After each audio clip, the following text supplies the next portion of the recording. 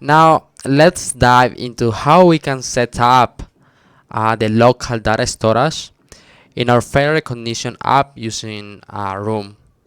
We will need this because there is where we are going to save all the embeddings and all the faces we cropped.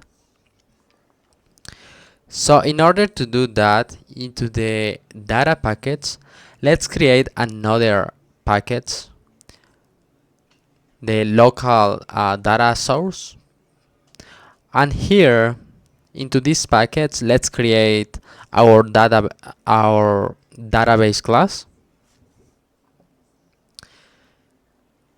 This class is an abstract class and stands from room database, and also is annotated with the database annotation. Marking the class as a room database, it's here where we define the entities that represent the tables within our database, and we set the version to 1 as this is our initial database schema, and the export schema is set to false to avoid keeping a history of schema versions, simplifying our development process. Now, proceeding with the person entity.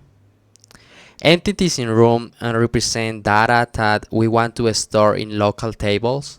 Essentially, they are the heart of our local database. And here we see the entity annotation, and this is what tells Room that the person entity class is a table in our database. And the table name parameter defines what we want our table to be called in the database. Here is set to persona.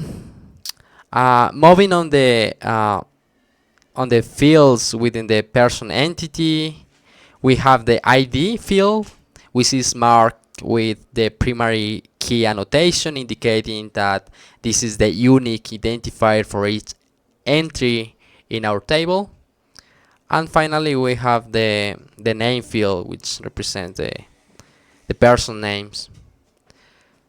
Now diving into the persona DAO,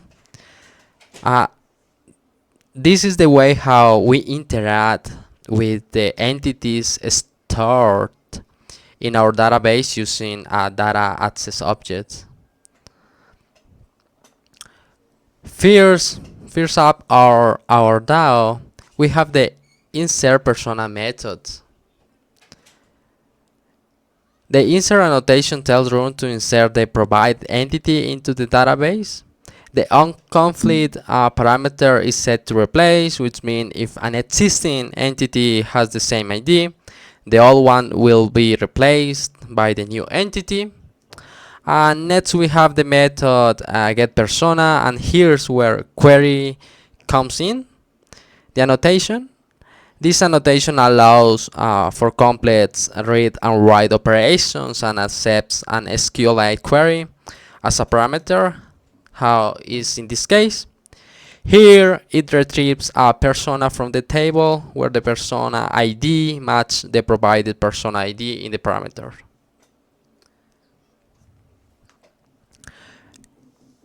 Now we need to do that for every entity basically we have. In this case, for the embedding entity,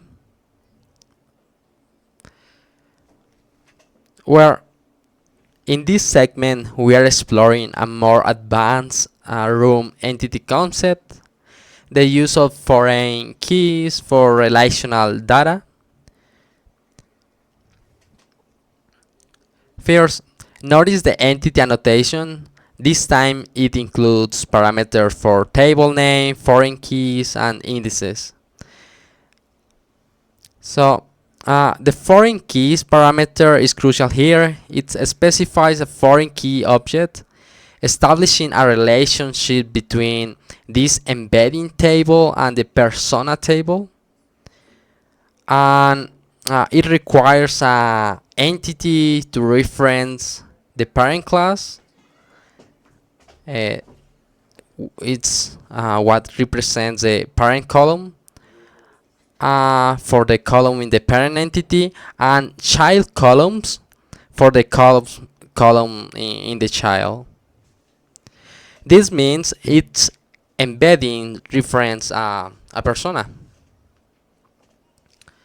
We have here the primary key as well set to auto-generate, so its embedding gets its unique ID. The encoding field stores the actual embedding, and person owner ID holds the ID of the persona this embedding is related to.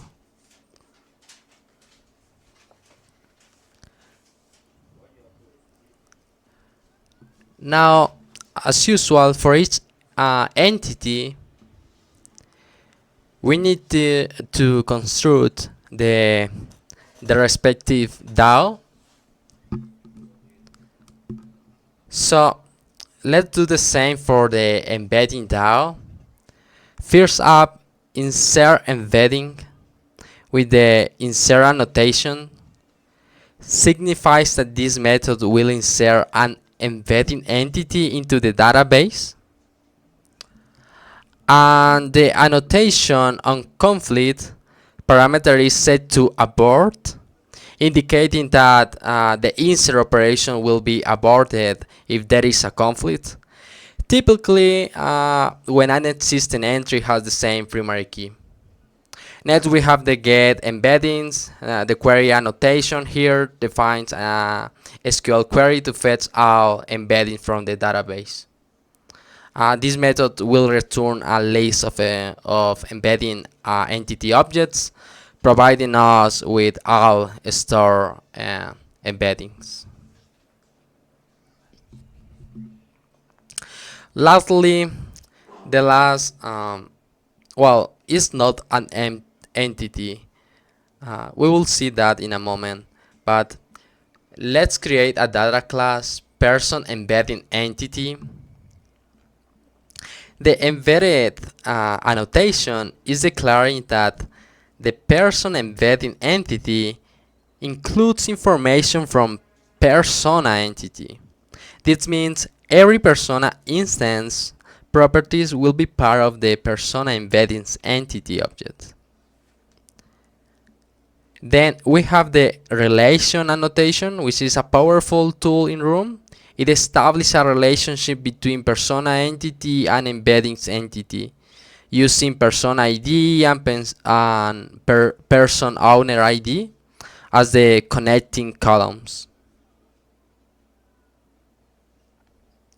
Yeah, essentially it tells Room, hey, every persona has a list of embeddings and here is how you can find them.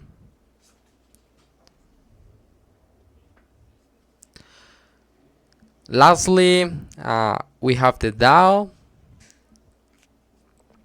and here the transaction annotation plays a crucial role. It ensures that all operations under this method are executed as single unit. It's like saying either anything goes according to plan or nothing happens. This prevents our data from ever being partially updated or read, keeping it consistent and reliable.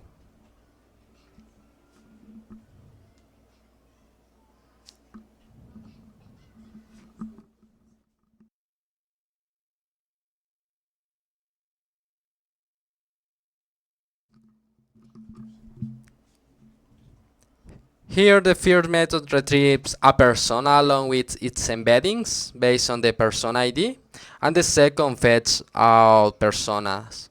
It's bundled with their embeddings.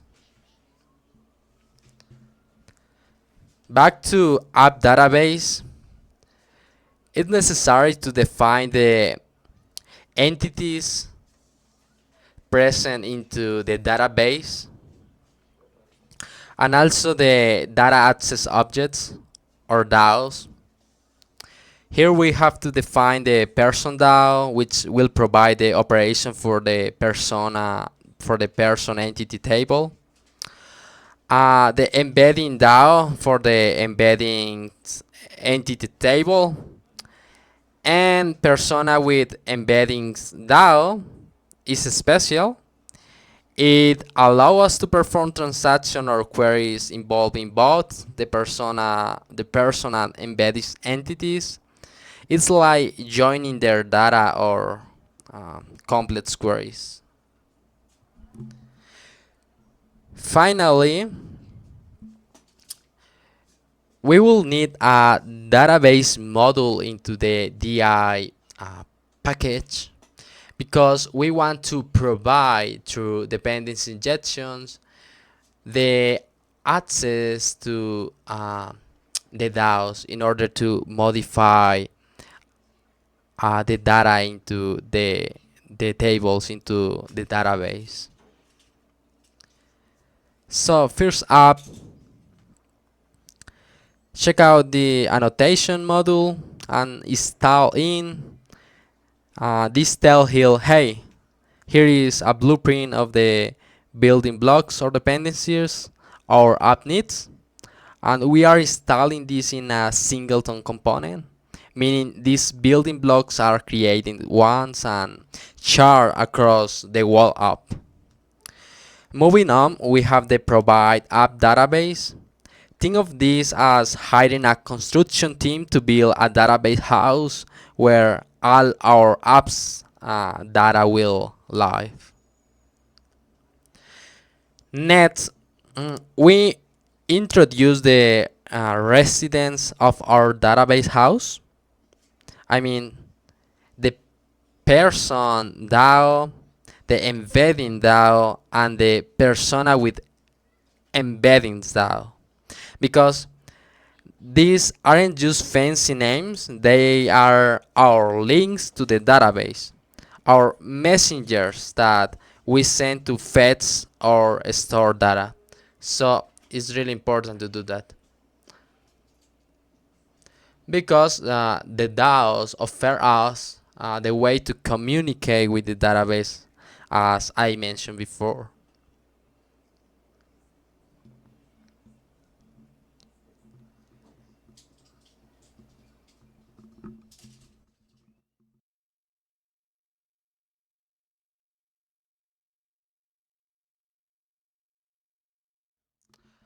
And basically, that's it. With that, we can wrap up.